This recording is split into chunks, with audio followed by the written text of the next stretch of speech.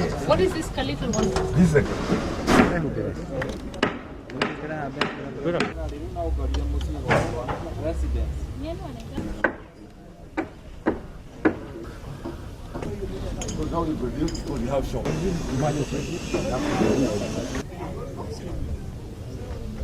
We are working as a committee to ensure that we remove the hurdles which sometimes is facing or the NHC and the State Department are facing, because our major role is to ensure that we put in place mechanisms that will ensure whoever is implementing these particular projects have the capacity. These houses are meant to benefit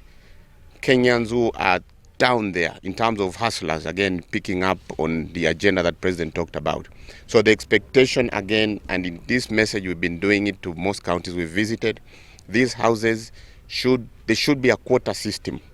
Ici kwa tukaidite kitu 30% kwa ni konania ni kore kampere ya hinkora mogitene mekure kitoma hanite 56 weeks no wara rona wero hana goko ni kore kayo cyo murutena na ihenya na ni kore ka mbere akahinda kau na ni wera muthaka ona ukionekana maitho ungiona haria makinyitie na ihinda riu inini national housing ni iraruta wira uria wagireire